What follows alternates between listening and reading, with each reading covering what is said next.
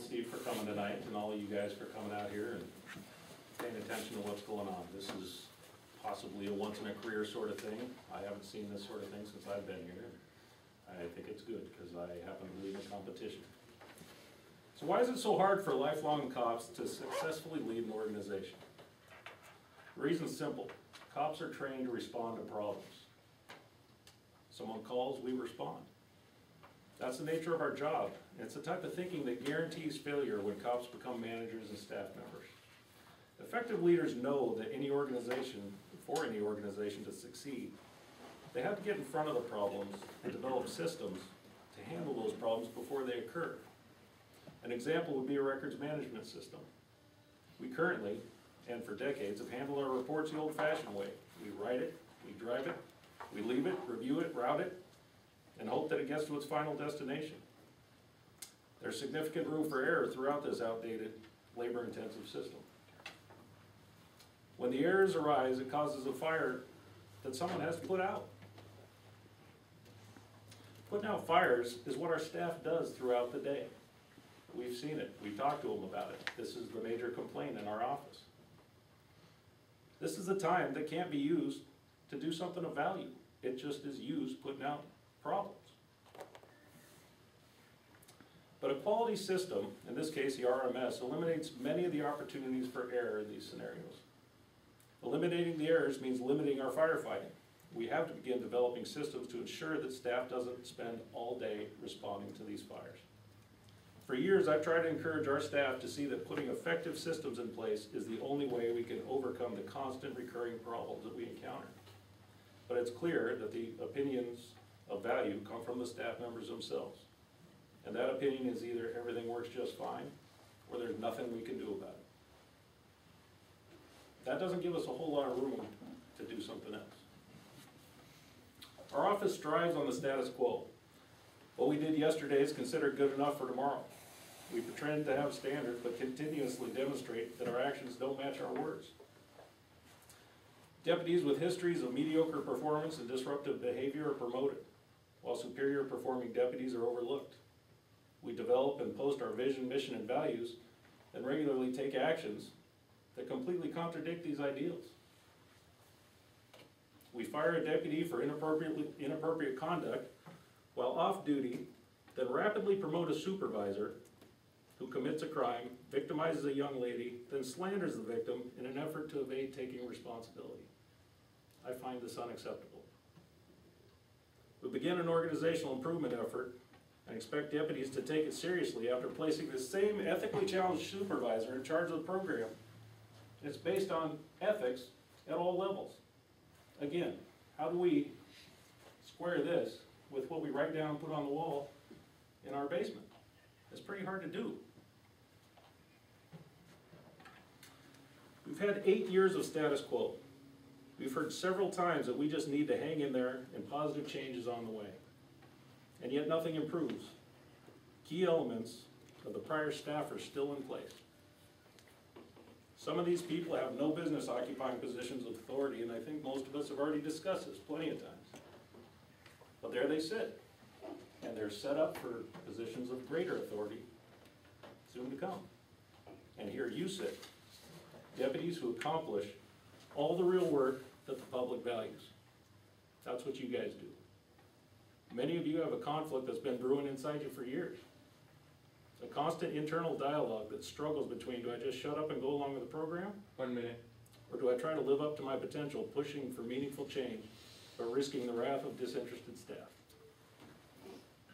You can choose to help build a quality organization, an office that clearly communicates expectation and direction, a professional organization setting clear goals and measuring progress. You can choose to work with a staff that believes our primary job is to do everything within our power to succeed. A staff that understands our best opportunity for growth and improvement comes from relying on and fostering your strengths and ideas. This is your choice. You have the biggest voice in this race. It's you the people are going to listen to. So what you decide is generally going to be what the outcome of this race is going to be. So choose carefully. Thank you very much.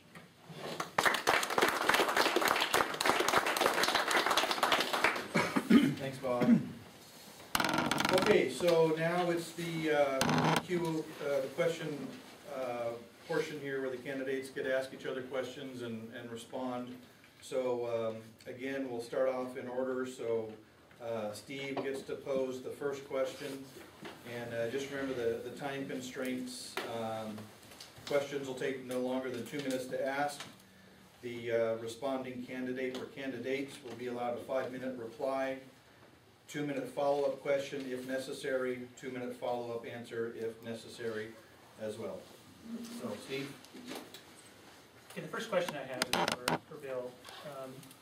You had stated that you fought hard for cut positions, and I know we've gone back and forth in emails and with the Guild about the 2011-2012 budget actually has 2 positions cut, not frozen, they're cut. They don't exist anymore. There wasn't any tax revenue brought in to actually fund those positions. A frozen position means there's actually money in place, taxes were brought in to pay for those positions, and the money's being used somewhere else within the department. It didn't occur here. There is no money for that, and I hope that our other elected officials were sincere when they said September 1 they're going to refund those positions, but that's not going to take executive action. He's going to have to ask, but the council is going to have to approve those positions, and they're going to have to find out what other program in the budget they're going to cut in order to do it. And I hope they're sincere about that, but my question for you is, this whole cut versus freeze, what's your response to that? I mean, what is your understanding of that? Well, I think we've circulated a lot of information on that, Steve. I made it very clear when I was speaking to the council that we'd agreed to freeze those positions. There was a consensus on that. You brought to my attention that wasn't done the way you thought it should be done in the budget itself, that it wasn't properly documented. I went to the executive's office and I got written confirmation from him that the positions are frozen, they're not eliminated, and he's moving forward to fund them. There was not a mechanism to, they've never frozen positions before. This was a case of first impression for the county. So the positions, I was told by the executive that they're going to be filled on September 1st. I have authority to hire, and I'm aggressively recruiting. I'm going to fill those positions and have those 2 deputies out working for our citizens. Well, as follow-up, again, then Pete Crimmin either doesn't, he's a complete moron, or he's a complete liar, one or the other. Because he has no authority to actually fund those positions on his own. It has to come from the council, and I've talked to the council, and I've heard from Human Resources and email that I passed on to the membership that Pete Crimmin would need the consent of the county council in order to get that funding. So, not only that, I guess the follow-up question to that would be, well, I don't want to. Just to follow up in a written communication from the county executive to me dated January 10th, 2011 at 5:13 p.m.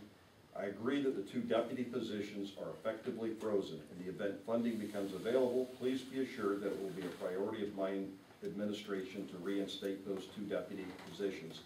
I have spent hours, if not days and weeks, educating the county executive and council members on the importance of those 2 positions and our emerging gang issue in Whatcom County, and and some of our deputy staffing levels, that we need those positions filled. And the executive told me that he's filling the positions, so I have no other reason than to take him at his word at this point. Great, thank you, Steve and Bill. So I think we went through the cycle on that one. Yeah, so let's see. Bill, you're up for your first question, sir.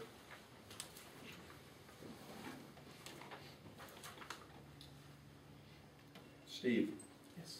Last week you were asked in a form sponsored by the Whatcom County Democrats a specific question as to what labor endorsements you have received. You indicated that you had not sought any endorsements. I have been told by union leadership that you actively sought the endorsement of the Bellingham Police Guild, the Ferndale Police Guild, Teamsters 231 that represents the majority of Whatcom County Sheriff's Office employees, as well as officers in Linden, Everson, and Blaine, and plan to be at the Deputy Sheriff's Guild meeting where we are tonight. Do you believe that is important for a candidate for sheriff to be truthful with our citizens? And if so, why did you tell the Whatcom County Democrats that you had not sought any endorsements when you had in fact done so? Well, to clarify the conversation, and I agree that we talked, as soon as I'd made the statement and actually conferred to you, yep, I did talk to Ferndale. What I was And referring. Bellingham. Well, actually, Bellingham talked to me, but that's semantics, I certainly did.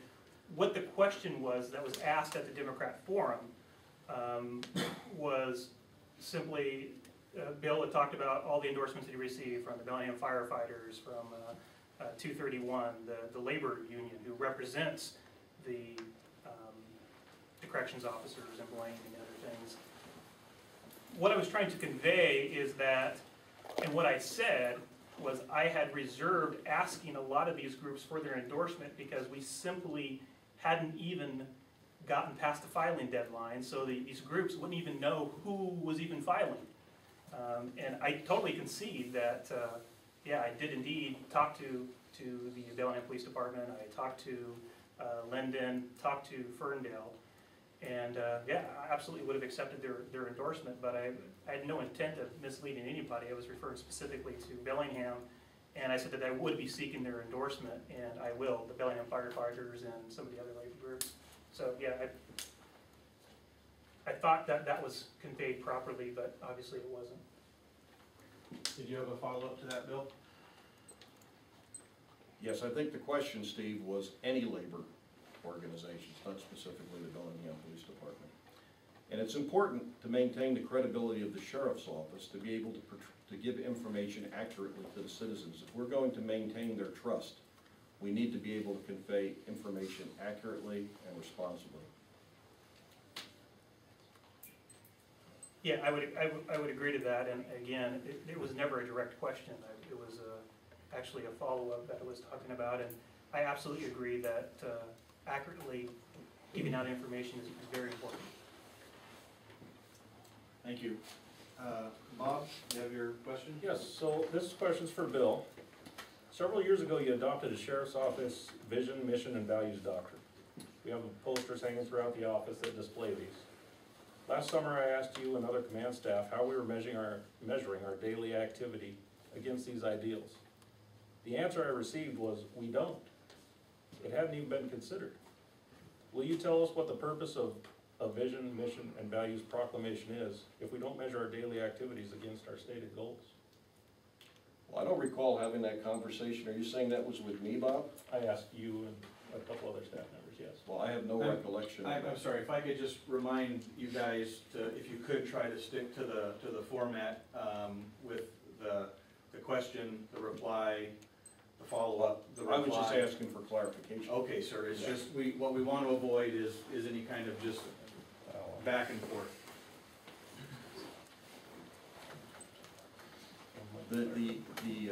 Yeah, would you clarify? Yeah, and that's, yeah, I don't mind clarifying that. I had the conversation with you in your office as well as a couple other staff members, but since I'm talking to you, I'm not gonna discuss Well, those other staff members. we do measure progress in the sheriff's office, and I think we measure it well. We measure it how well we serve the citizens, and that's demonstrated in our declining crime rates. In the last 5 years, you know, burglaries are down 47% in Whatcom County. Burglaries in the East County and Kendall in the last 5 years are down 70%. We've been aggressive on domestic violence intervention. Domestic violence assaults are down 30%. Traffic fatalities are down. So I think we're meeting our goals, and we're being very successful in serving the citizens of Whatcom County. Our crime rate in Whatcom County is 17.4 crimes per thousand compared to 29.9 per thousand in neighboring Skagit County.